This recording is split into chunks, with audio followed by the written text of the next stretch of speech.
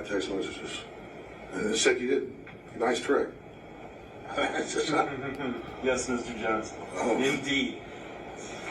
You didn't give this text message to me. You don't know where this came from. Do you know where I got this? No. Mr. Jones, did you know that 12 days ago, your attorneys messed up and sent me an entire digital copy of your entire cell phone with every text message you've sent for the past 2 years, and when informed, did not take any steps to identify it as privileged or protect it in any way. And as of 2 days ago, it fell free and clear into my possession. And that is how I know you lied to me when you said you didn't have text messages about Sandy Hook. Did you know that? I told you the truth. This is your Perry Mason moment. I gave them my phone, and then... Mr. Jones, you need to answer the question. No, Did you know this happened? No, I didn't know this happened. But I mean, I told you I gave them the phone over. Just And answer the question. You said in your deposition, you searched your phone. You said you pulled down the text, did the search function for Sandy Hook. That's what you said, Mr. Jones, correct? And I had several different phones with this number, but I did, yeah. Well, of course. I mean, that's why you got it. No, Mr. Jones, that's not why I happened. My lawyer sent it to you, but I'm hiding it. Okay. Mr. Jones, Mr. Jones, please just answer questions. There's no question.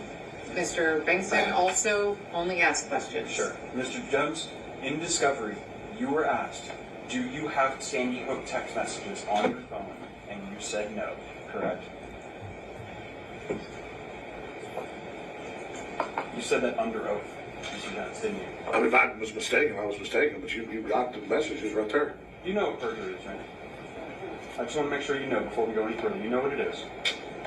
Yes, I do. I mean, I'm not a tech guy. I told you I gave, in my testimony, the phone to the lawyers before, whatever, and so you got my phone, but we didn't give it to you. No, Mr. Jones.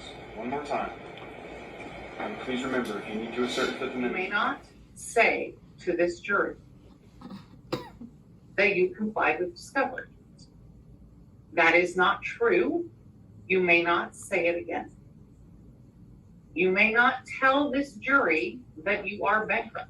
That is also not true. You may have filed for bankruptcy. I don't know that, but I've heard that. That doesn't make a person or a company bankrupt.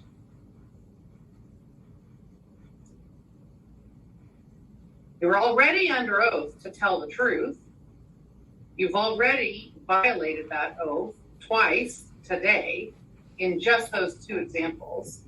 It seems absurd to instruct you again that you must tell the truth while you testify. Yet here I am. You must tell the truth while you testify. This is not your show. You need to slow down and not take what you see as opportunities to further the message you're wanting to further. And instead, only answer the specific and exact question you have been asked. All right, man. All right. What's going on? So you have Alex Jones, who's on the trial right now for the Sandy Hook situation. So if you know about him, he was actually known for InfoWars. He had a huge platform and where he discussed about a lot of, so-called, I would say, conspiracy theories and just a lot of political things.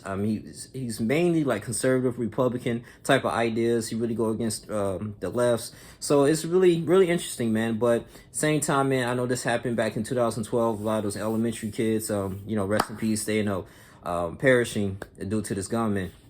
And he believes that it was staged because, there were crisis actors. He believed that, hey, everything was staged and, the children, didn't really die. And it's just a whole political ploy or whatever. So, so they were playing parts of the parents. And even though he said, even going so far as to say that the bodies of the children were staged. Now, a lot of this was broadcast over InfoWars, like I told you at the time. And Jones has backed off since his theories. And because he has a huge platform, right? A lot of the parents are, they're suing him because they looking like, wait a minute, you're going to sit up here and just have this huge platform and discuss this and say that, hey, making a mockery out of this situation and saying that, hey, it never happened. And, you know, you pretty much just disrespecting the way that these parents are grieving. And then so they's like, hey, we're going to come up with a lawsuit, we'll come together and we're going to go ahead and take this man down. You know, the way that he's saying that we're going to, for the most part, get him convicted, and it's just silence him, you know, at the end of the day. And it's just not looking good for him in so many ways. You can see that one of the defense, not the defense, but the plaintiff, the attorneys, they were confronting Alex Jones about the text messages, the digital text messages, right? And he said that your whole team, your defense team, sent me these text messages for 2 years, you know, 2 years straight when he was talking about the Sandy Hook, and they was using that against him in court. And he, of course, he was kind of denying it. So it's not looking really good for him. And this whole thing is still going under the way. It's still a little bit early. You know, shouts out to Law, Crime, and Network. That's just a good YouTube channel that talks about law cases. And they was actually broadcasting this. But man, I remember watching Alex Jones. I used to be a fan of him back, you know, in InfoWars days, but he was kind of going hand in hand. He was kind of upset about it. I remember he was on Joe Rogan's podcast a few times explaining how he's moving on from that. But man, I mean, if he gets convicted, I don't know if he's going to do life in prison.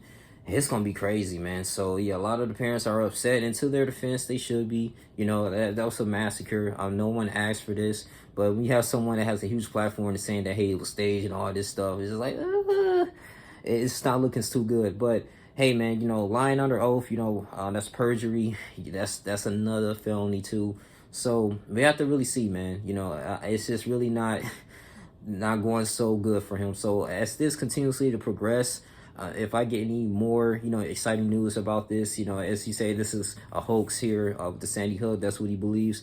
I'm going ahead and, you know, to talk about it here on the YouTube channel. But that's pretty much all we have to say, man. We can have a discussion here. Some people believe that, hey, man, it's just violating his rights of freedom of speech. I would love to hear that from you guys, man. Let's just have a discussion here. Let's be respectful, please, in the comment section. But I just felt like, you know, I want to talk about this, man, because I used to listen to him every now and then back in the day, man. But hey, man, it ain't looking good for him. So this was a lot of these videos was actually posts from the Tony Michaels podcast on Twitter. So you guys can check them out there. But it's your boy, Only Jr. Y'all like, comment, subscribe, share this video. That's all I got to say. I love you guys. I'm out. Deuces.